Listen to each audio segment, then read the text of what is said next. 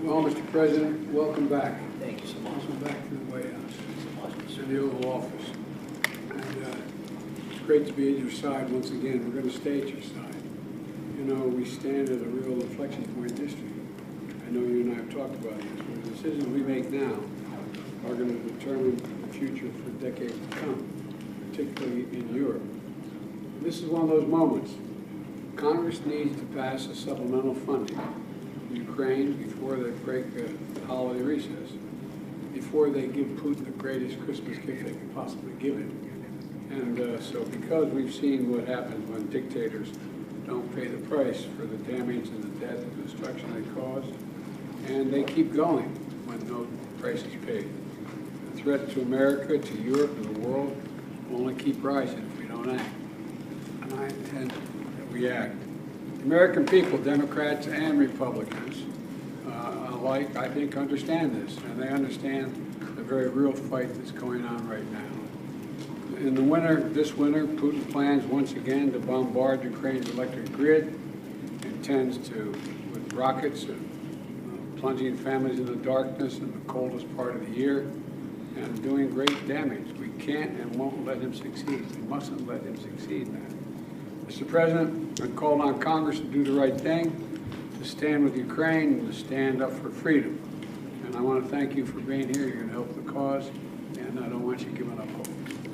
Thank you so much, Mr. President. Dear journalists, I'm really glad to be here at the White House today and share some very important messages. Thank you for the invitation, and I'd like to thank America and our partners for the support. And today, the special day, really special day for Ukrainian people. It's a day of our land forces. Almost 600,000 incredibly brave Ukrainian sons and daughters are on the battlefield, and they were powerful. This is their day, and really, they prove every day that Ukraine can win.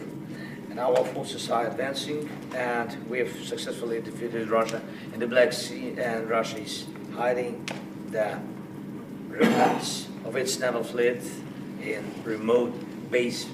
And meanwhile, Ukraine has set up an export corridor in the Black Sea that's really boosting our economy and global food security. Yesterday I met with the IMF and World Bank, and they're impressed with the Ukraine's economic growth, almost 5%, and that's significant. Ukraine is gradually becoming less dependent on aid, and we are moving to the right direction, and I want to discuss with the President how to strengthen it, especially enhancing our air defense and ability to destroy Russia's logistics. Our goals for 24 are clear: take away Russia's superiority and disrupt their offensive operations. And I think it's real.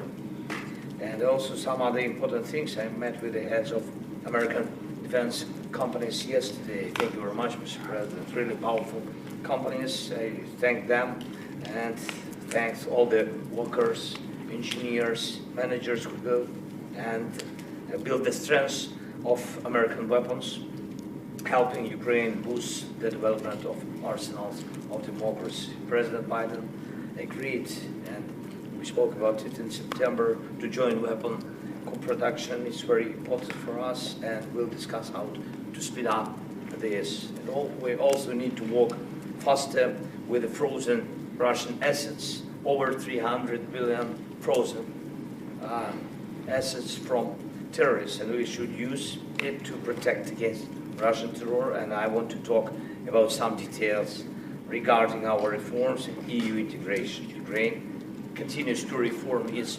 institutions even during the war. It's very important for us, and we are successful. I think that's very important. And people need to be confident that freedom is secure and strong enough to win. Thank you very much, Mr. President. Thank you. For the President.